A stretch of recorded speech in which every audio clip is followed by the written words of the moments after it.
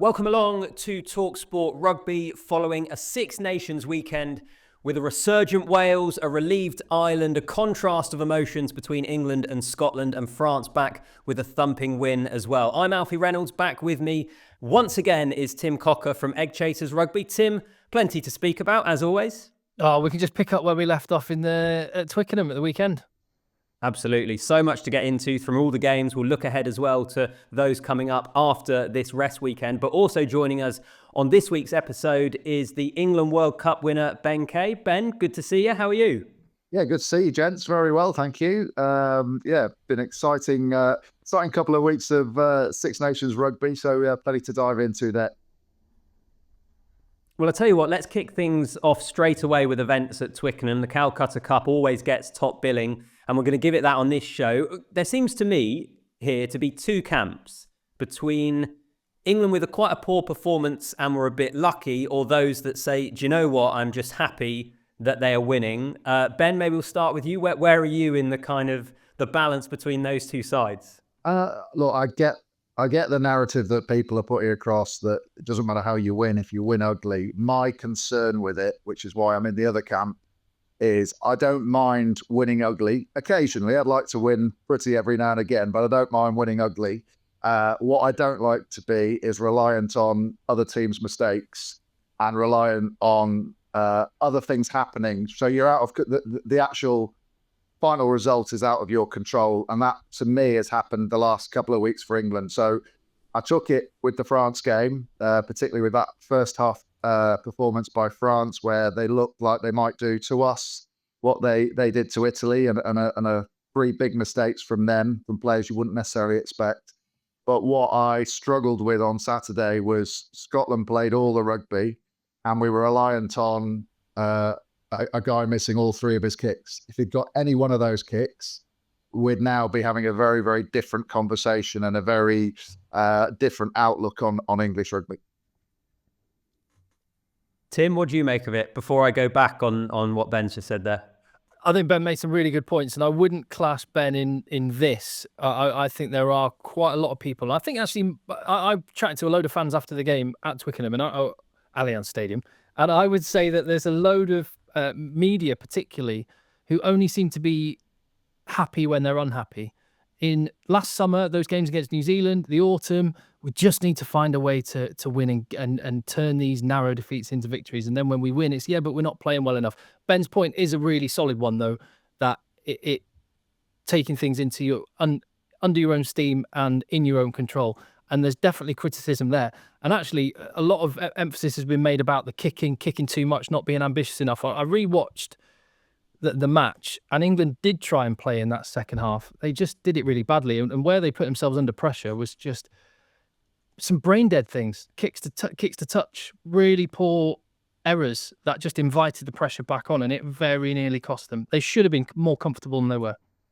Yeah, so Ben, I agree with you on the point that England can't keep relying on teams to let them off the hook, essentially, which is what has happened against France and against Scotland. But I also kind of think what Tim said there, in that this is a team we were desperate for them to get over the line. We were desperate for them to win that arm wrestle. And is there not a part of it that perhaps a learning curve for this team is learning to get over the line in games like this, which was a big criticism of them, particularly in November? I totally agree with everything you just said, but I don't think Saturday was that. The fact that, it was no different to what happened in November. It's just the fact that Finn Russell missed his conversion, because Australia scored against us with the clock in the red and they won the game, and it looked like England had come back. There have been some development, I think. You look at those autumn games, and England, what's changed dramatically actually is the quality of our first half performance hasn't been as good as it was in the autumn. But in the autumn, it almost felt like we punched ourselves out, maybe trying to play too much with too many forward carries, too much possession. I think that's probably why things have shifted a bit within the England camp. And we're actually seeing them not playing much at all in the first half.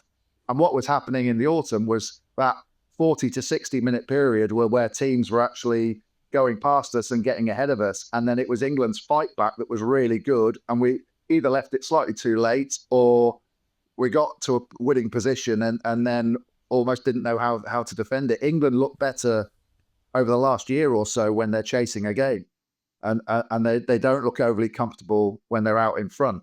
But having said that, I don't want to be negative, because I've been in that situation as a player, and you know what it's like. You don't want all these people, and I think Tim's point that quite often with English rugby, people do sit there and almost want to be annoyed by it and not enjoy themselves. They want to have something to moan about.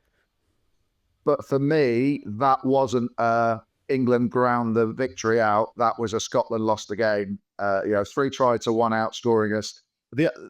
All I'd like to see is a little bit more testing of the opposition defence, because my worry about England at the moment is at times during that game on Saturday, they were out on their feet because they'd worked so hard defensively, and they never gave themselves any respite because they just didn't have the ball for long enough. And Tim's point about the kicking and that tactical kicking, I get why they were doing it, and they weren't kicking as long as they were when the year Duhan tore us apart from at the back. They were kicking to compete, but they just weren't getting the ball back. And if you're not getting it back at some stage, you might have to say, well, what's our plan B? And it didn't look like there was a plan B for me. It looked like, when Steve Borthwick first took over at Leicester, there was a certain way they played. Kick chase, get the ball back, and then attack. But if you're never having any opportunities to attack from that middle third of the field, it can become really, really tiring on your defence. I did notice, I don't know what you thought, Alfie, but and Benny as well, first half was like the crowd was silent. It was almost like I could hear behind me just people having conversations. They just were not engaged in the game. And that was disappointing. And then just after half time, when England had slow ball and chucked some box kicks up, there were boos ringing around. And I totally understand the frustrations. I actually thought England did solve the problem a little bit, first half to second half. First half, I totally agree with what Ben said. Second half, I think when you watch it back, England did try to play, but they made loads of errors. There was that lift to Ollie Lawrence that went down in Scotland's 22 from Henry Slade. They just kicked to get out of their own half. And every time they were in Scotland's half, they were trying to play. They just didn't do it very well. The execution of it was poor. Yeah, I thought the way I felt like England did problem solve on the weekend. So whilst there are a lot of elements of the performance that were frustrating, and we can maybe get into some different parts of that, I thought at halftime they did change their kicking approach slightly. They still didn't necessarily execute it as well, but I thought they kicked to compete a little bit more. They tried to tweak things. And then actually, if you consider that I think the Hugh Jones try, the second of Scotland's tries, was kind of midway through the first half, it wasn't until Duhan went over with a couple of minutes left that then Scotland scored again. So even though they were putting England under pressure, I thought England's defence corrected itself as well. Again, I accept there are problems there. They're getting caught on the edge way too easily. But in that second half, I thought it was a lot more solid. And I suppose amongst all of this, Ben, is you're right. England need a more commanding, dominant performance. They can't rely on their opponents making mistakes. But on paper, at least, they've had the 3 toughest games in this Six Nations now. They've won 2 of them. Yes, they've rode their luck. They might argue that they deserve a bit of luck because of things that have gone against them previously. They've now got Italy and Wales. Are those the games where they can kick on and where they can hopefully have a more commanding, controlling performance? Yeah, I think you're right in terms of the fixtures. It's not ideal for their development that they have those tough games and then they have to, whatever happens in the next couple of weeks, people will be critical of, because if they go out and thrash either Wales or Italy, then everyone will say, well, they're the 4 teams in the competition. Particularly after the Italians this weekend, who've been such an improved team over the last few years, but they were thrashed by France. So it's never going to be sort of satisfactory. Perhaps they would have wanted one of those games earlier on to give them a little bit of momentum into playing the likes of Ireland. Having said that, getting Ireland away first up when perhaps they're a little bit rusty and not into their groove, pre-match we were all thinking that might be a good thing. I totally understand it, and I'm going to use that analogy of Steve Borthwick when he first took over at Leicester, because what he did was cement in the basics and really good kick chase, get the ball back, don't play too much yourself and risk problems. And then he built on from there. That second season, third season, he built on and he made it, he'd add little bits. And it was never going to be an all-action Northampton Saints style of rugby, but certainly you could see that progression. And it's much, much harder for him now because although he's been in post for a couple of years, you don't have that access to the players all the time to gradually change things. So every time you get back together, you almost feel like you're starting again with it. Having said that, you have got some of the best attacking talent, I think in Europe in that back line. Ollie Lawrence is an outstanding attacking talent for Bath. We saw what he did at the end of the first half. Finn Smith and Mitchell together as attacking halfbacks have been supreme for 3-4 years for Northampton. So it's just it's an element of frustration that the difference between everyone saying, wow, aren't England playing amazing attacking rugby, is 3 or 4 extra attacks in a game.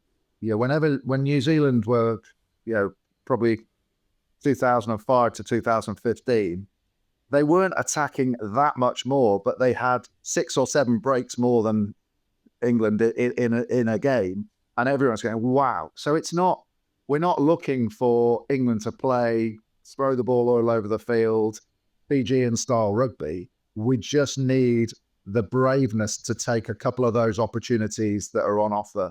And part of that braveness is actually when a team flows in attack, it's all about confidence.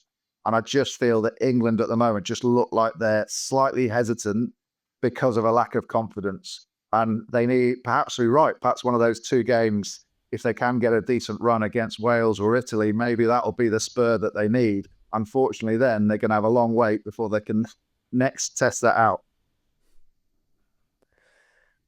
Yeah. It's fascinating with the England attack, isn't it?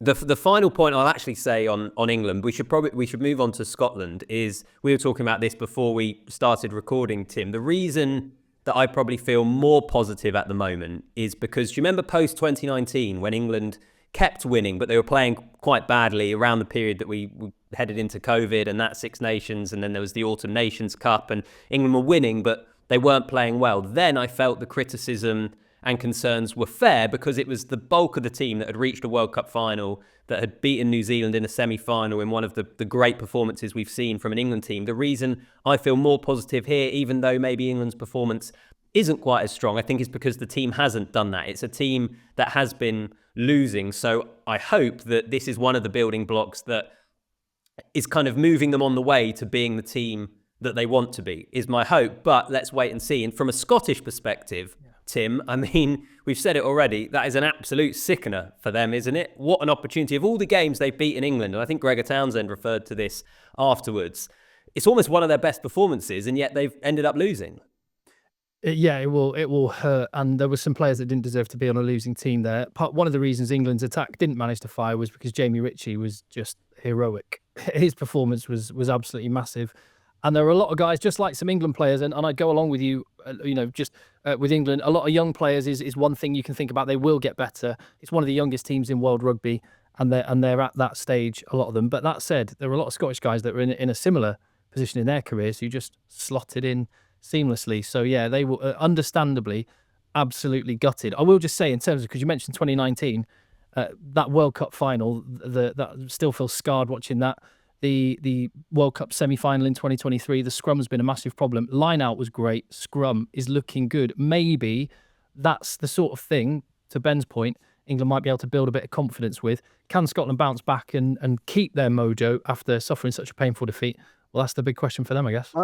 I don't want to. Yeah, Ben, sorry, Alfie. I don't want to seem too critical because I don't see England as awful. That's the next step that I want them to be in control of games, however they go about winning it.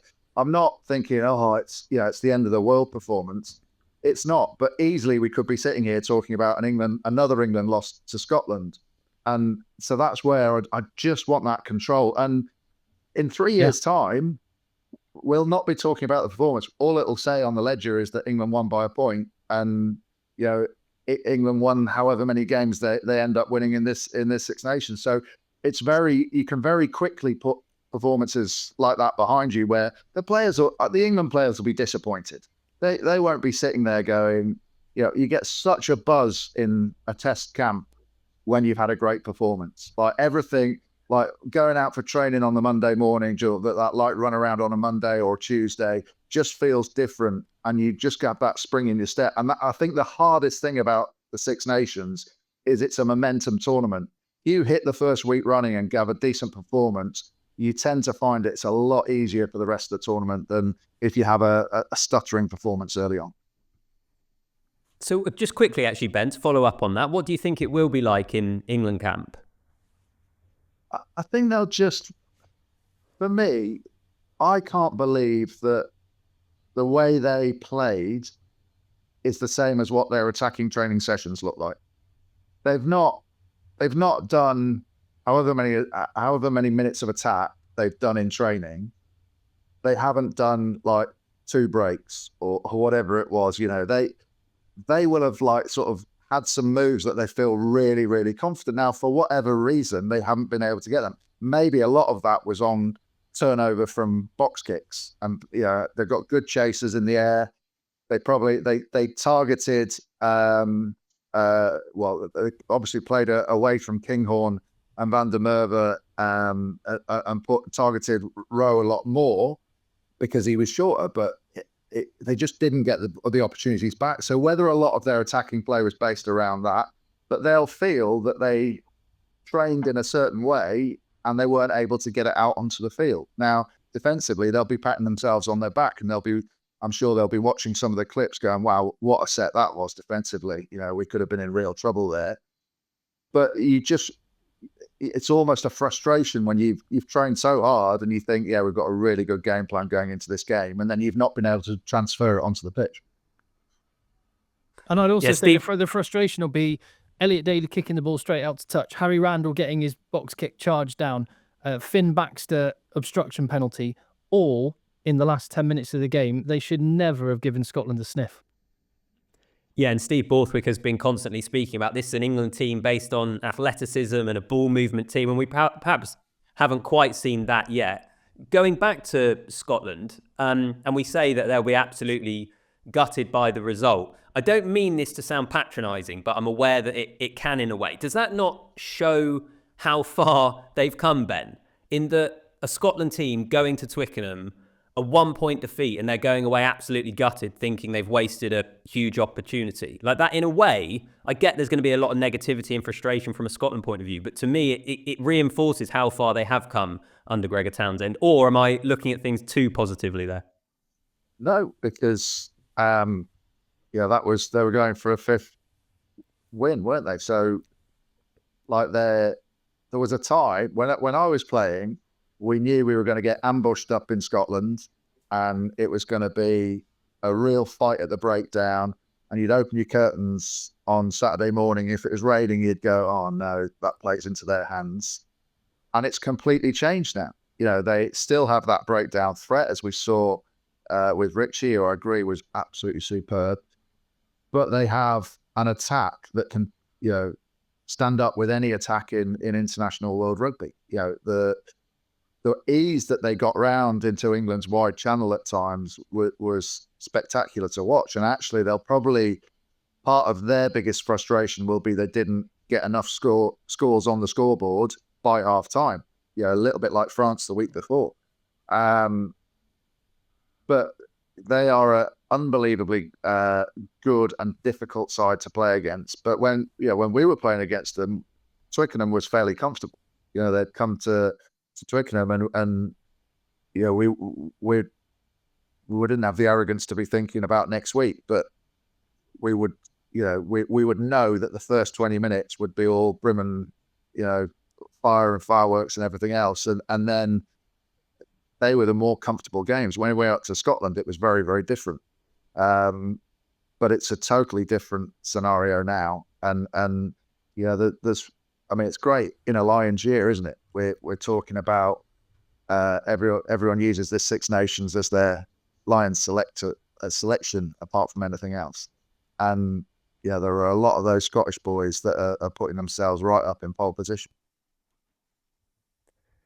So just on that, actually, that brings us on perfectly, because Finn Russell, we've mentioned it already, but the 3 kicks. And I think it's too simplistic to just say that he lost them the game, because there's so much else that went on. But those are 3 massive moments. And in the context of the Lions, Tim, I think we both saw Andy Farrell at Twickenham on the weekend, didn't we? Walk past him kind of hours before the game. In the context of a Lions year, how much do you think that will play into Andy Farrell's mind? And I know that Scotland fans might watch this and say, what on earth are you talking about? Look at the body of evidence over years that Finn Russell has put forward.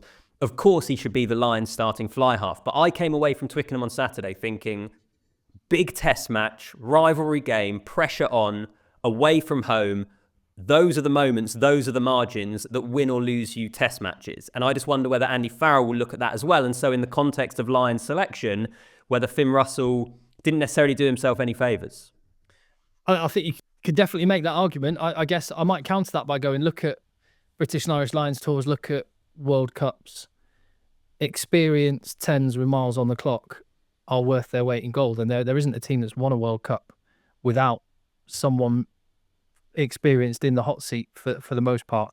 And it's strange, isn't it, going into a Lions year with, names bigger, Sexton, Farrell were ones before, and now it's a crop of relatively inexperienced guys and Finn Russell in terms of the guys that are starting right now. Yeah. And for that reason, I think he's still the front runner, and I wouldn't write off the fact that Benny was just been talking about how good Scotland's attack is. He's the absolute fulcrum and the mastermind of that. And, but behind a massive, whopping British and Irish Lions pack, I think he could be devastating still. You do have to kick your goals, no question about it. And so there will be a little question mark put next to his name, but I don't think it's a terminal issue. I love watching. Let's move. Oh, sorry. I was just going to say, I love watching Finn play. Not just the flash stuff, but watching him for Bath, how he controls the game, his game management, absolutely superb. Part of it with Andy will come down to whether what style of play Andy wants to put in into force with the Lions.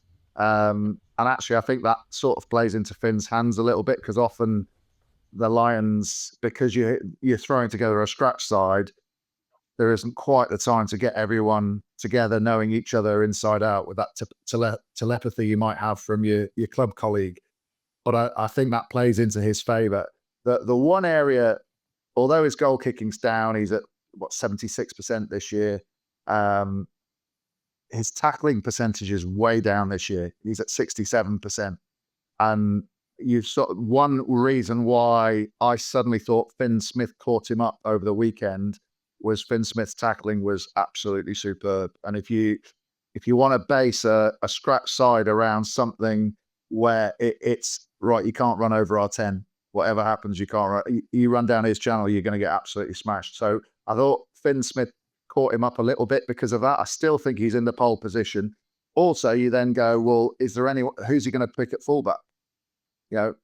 I'm not saying that he's going to, and a lot of debate about whether Marcus Smith's the right person to be playing fullback for England. But in the Premiership this year, he's a 96% kicker. So Blair Kinghorn, do you trust him in a Lions game to hit some of them?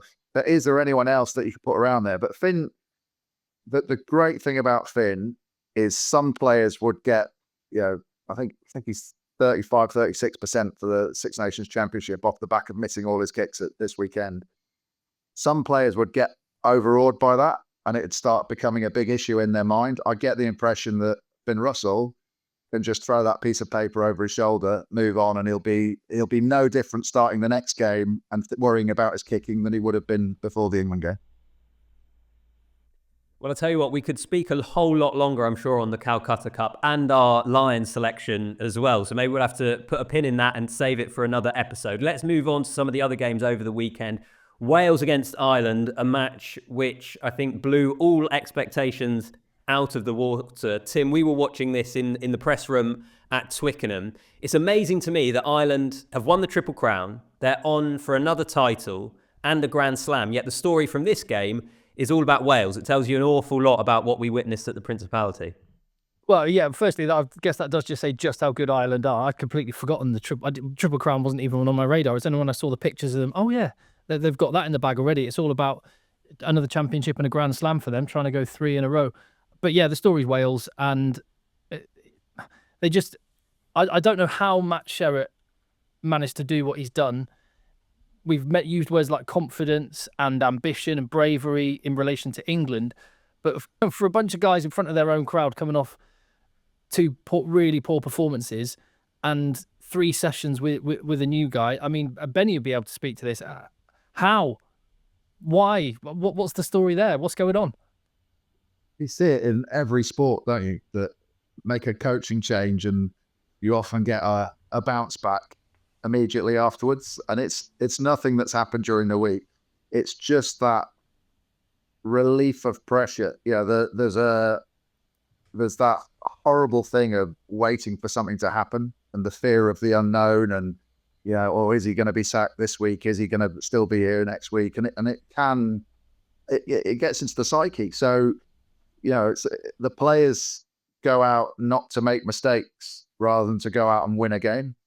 And if you go out to play a rugby game not to make mistakes, you'll find the opposition find you very easy to play against. And as soon as you take that away, and it's almost like, right, tear that blank piece of paper. No one's judging us on what happens this weekend. We're just going to go out, and it feels different. I think someone coming in, it can feel a bit different, but it's almost right. The inevitable's happened now. We've lost our coach. Like, start again. We're not thinking about, well, is he going to get the bullet this week? Is he going to get the bullet next week?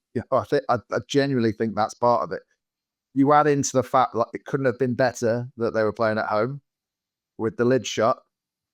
A load of, I don't think it's belief from the Welsh fans, but again, same thing for the fans. They turn up going, right, blank sheet of paper, something to cheer about. We're not sitting here worrying about the inevitable.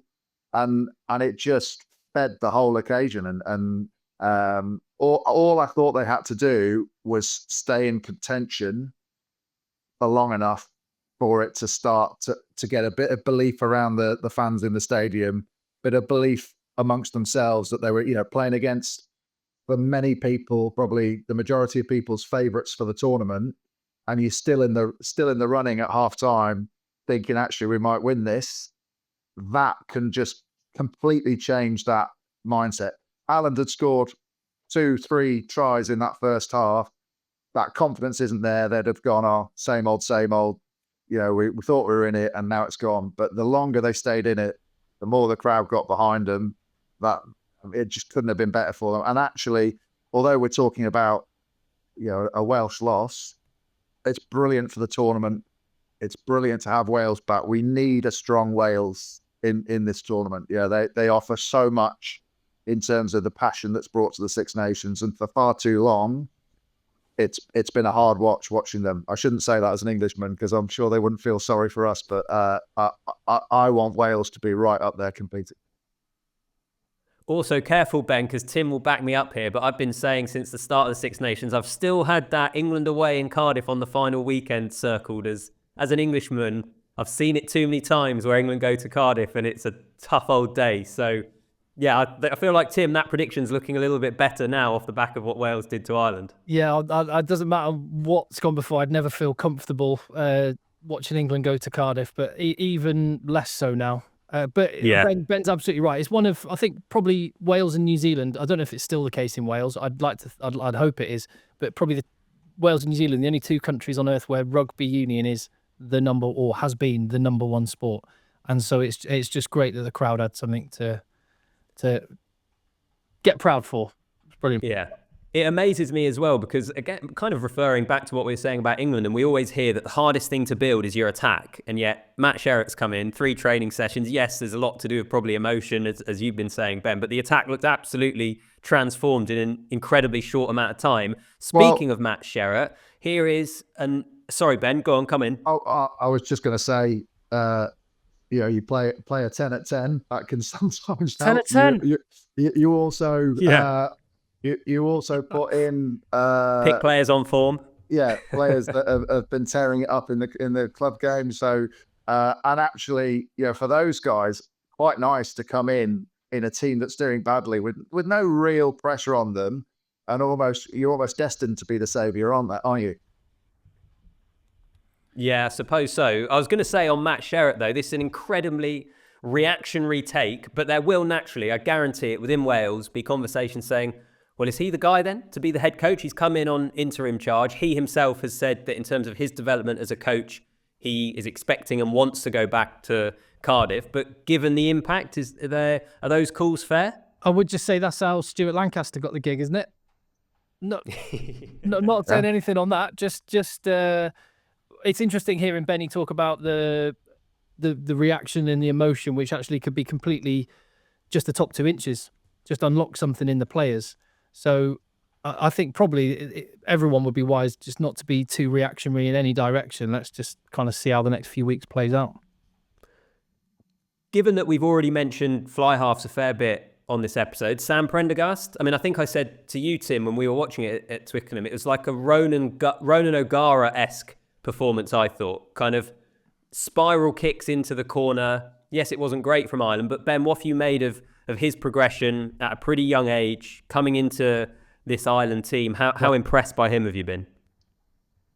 Yeah, really impressed. I think he's looked assured. I think he will get a load better because, like, some of the stuff he's good at, you can see he just if he gets that confidence, he will just become, no hesitation, just play with that flow.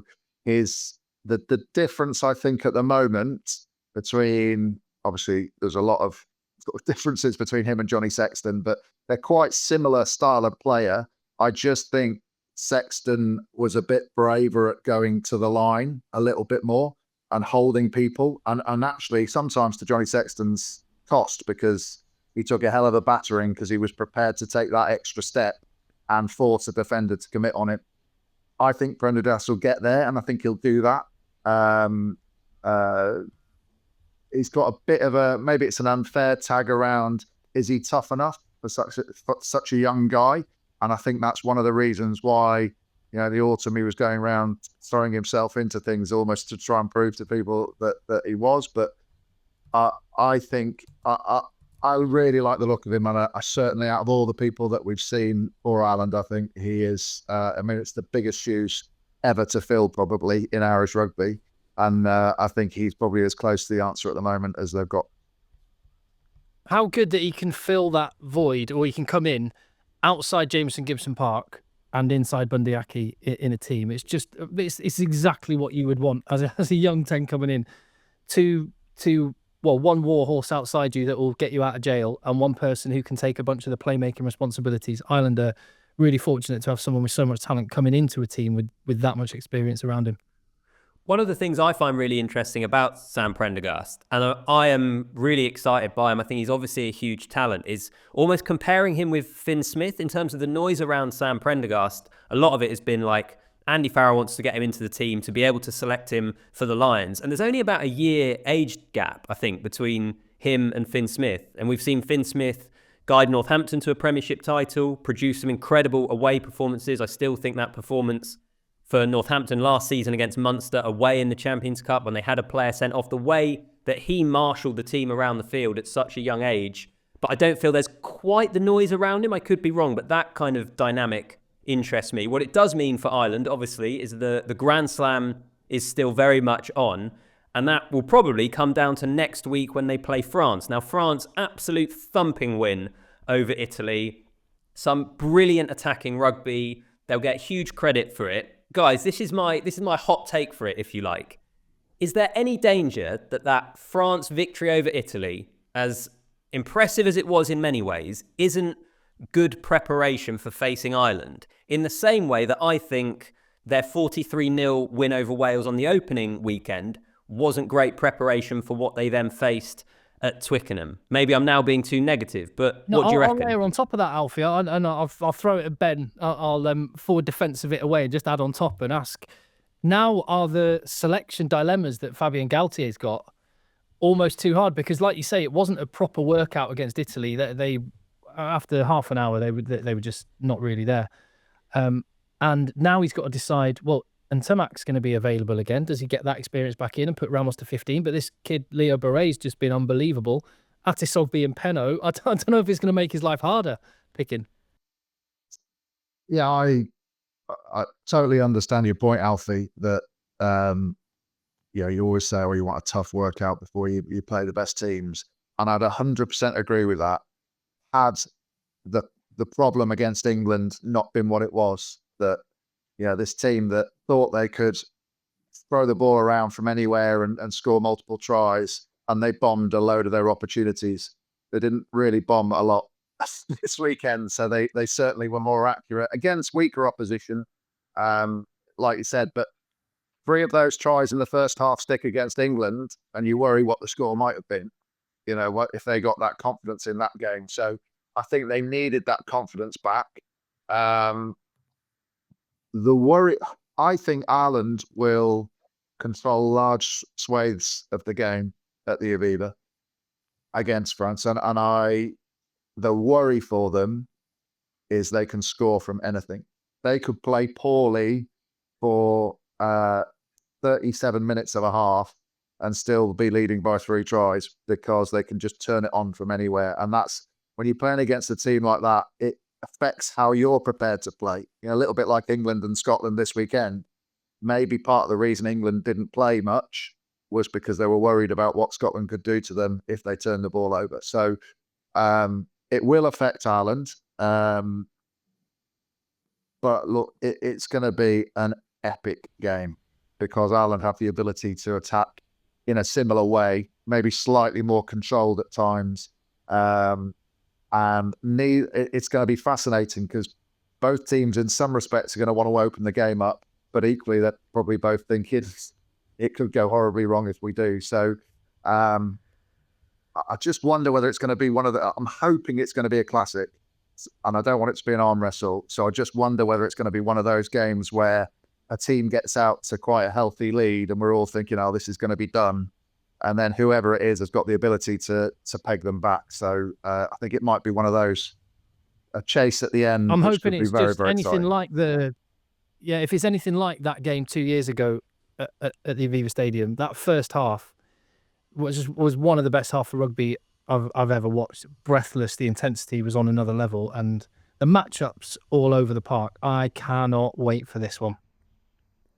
We need a France win as well. That's nothing anti-Irish, is it? Like the tournament as a whole, if Ireland win, Super Saturday is ruined, really, isn't it? Like, from a neutral's point of view, from the tournament as a whole, in terms of Super Saturday, France need to win this game because I think it's going to be a bit of a damp squib, isn't it?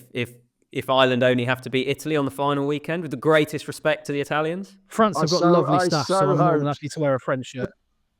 Alfie, I so hope that's going to be the greatest ever rugby meme with you saying Ireland only have to beat Italy.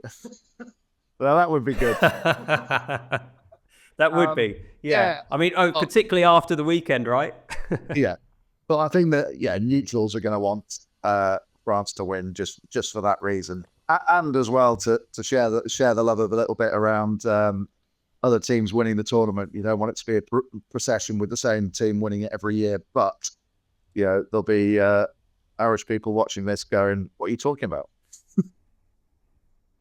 Yeah, I'm sure there will be. I'm sure. I just think it's always been the danger, hasn't it, with how the fixtures have fallen this year round, and that's what happens. But I do feel that if Ireland beat France, which they may well do, there is a danger that Super Saturday isn't quite what it could be and what sometimes you need it to be. Whereas if France win, all of a sudden, Tim, we've got the situation like we had years ago where...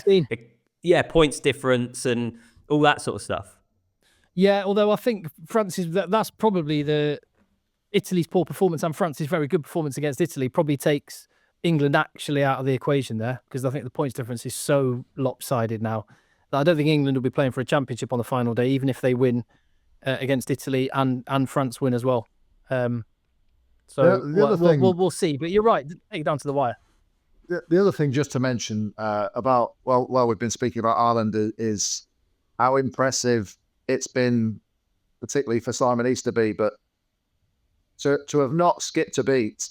And I know Andy Farrell would have been probably on the phone, discussing things, but I've been in that situation where, Clive Woodward was there and Andy Robinson was was his assistant and the forwards coach, and he took over while Clive went.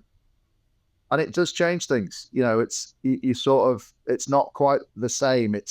You haven't got quite the same level, and it's more of the same voice the same week. So I think Simon Easterby's done an unbelievably good job, and probably done his CV an enormous amount of good as well. Wasn't afraid to make some changes as well in this game. You thought, I know it was Wales, but nonetheless, he's new to it, and he had the gumption to make some changes that a lot of Ireland fans have been asking for. Guys like Jack Boyle and Thomas Clarkson to get some significant minutes. So, yeah, fair play. You're right. You're absolutely right. Just to wrap things up, we've mentioned Ireland-France as the next game there. Scotland-Wales, I mean, the context of that game has all changed a little bit, hasn't it, after the weekend we just saw? Scotland's Six Nations could turn into a nightmare if they don't beat Wales. They were thinking all the chat before the tournament, this could be their year. I know they get that a lot, but the crop of players that they have justified those calls. And yeah, I wonder if there'll be some nervous people north of the border at the minute. I think they should feel confident, and at home, if they play their game, they should win. They've got the talent, but well, this is, how good is it, again, to come back to Wales again? How good is it that we are even having this conversation? Yeah, I agree. And it just plays into the Welsh hands massively, because still won't be huge amounts of expectations on them. And they will have a back row that can frustrate Scotland, and Scotland's want to play, because even if Scotland make a half break, they have players in Rafael and Morgan and that can, Scotland are on a high, the crowd are going mad, and suddenly it's a turnover. And if Scotland try and play too loose and are all running support lines, that just will feed the Welsh beast massively, and it could become a massive turning point for Welsh rugby, because they win that game and then suddenly there's a bit more belief back there, and we're looking going into the next round of games in autumn, perhaps Wales are back. Can I just ask Ben a question, Alfie? Because you just sort of touched on it there. Jack Morgan was one name. You just got me thinking about up against Darge and Ritchie or Ferguson or whatever. If you asked any of these players, how much are you thinking about British and Irish Lions selection? They'll just say, no, we're just focused on the next game and winning for the country. As a player, how much of that, even if you don't say it, how much of it is focused in your mind? Where is it in your thoughts? I think it's always there as a presence, but like somewhere at the back of the mind, you're not thinking about it. But then, you'll certainly, when you come up against, particularly those back row boys, there's so much competition for place. I mean, it is incredible. There are going to be people that would probably walk into any other Lions tour that are going to be left behind. So I think you always try and judge yourself against that. But that's probably been the case. It's probably all season. In November, they will all had it at the back of their mind. Not necessarily while you're playing, but at the end of the game, how have I done my chances? I just think, look at everyone that's available to play 7 for the Lions, or 6, 7, depending whether you Tom Curry, Ritchie, that both played in the 6 shirt, Darge, Earl, Van der Vlier. It is how, and then Rafael, Morgan into the mix of the back row. Like, how do you narrow it down? I just don't know how he's going to do it. It's that's the most fascinating selection I can remember in any Lions year. And there might be guys that don't go because they're not picked, that still end up coming on the tour and having a massive effect on the tour as well. So that's the area a lot of people talking about 10 and is it going to be Finn Russell's shirt? I just don't know how you go about picking a number 7. Well, this is where I was speaking to producer Jamie before this show and suggesting that at some point, maybe following the rest week, so maybe next week, we have we pick our Lions 15, because there are so many selections we could get into. And it's one of the really funny things about the team, isn't it? And that, Ben, you're spot on. I've heard loads of other people say the same, that in terms of the competition for that back row, it's ridiculous. I think there are other positions as well, which it's harder to know who he'll go with as well. It seems a bit thinner in terms of selections. So maybe we'll leave that for another week. Gents, we've run out of time. At the final one, I'll say, because I know we've mentioned the other two games coming up next weekend, is England-Italy is the final one. So I will redeem myself with our Italian viewers. If you felt I disrespected you previously, suggesting Ireland would win easily on the final weekend, England have to lose to Italy at some point. Is it going to be this year? Maybe not, but that is always a fear for me, is that run will come to an end at some stage. Ben, great to have you on. I'm sure we'll get you back on soon. Appreciate it. Yeah, it's good to see you all. And likewise, Tim, enjoy the rest of Six Nations. We'll speak in a week or so. Tom and Alfie. Good stuff. Thank you very much for watching. Make sure you are subscribed to the channel, like the video, and comment down below on anything we have touched upon, your Lions selections, who's going to win the Six Nations. Put it in the comment section. We'll see you in the next one.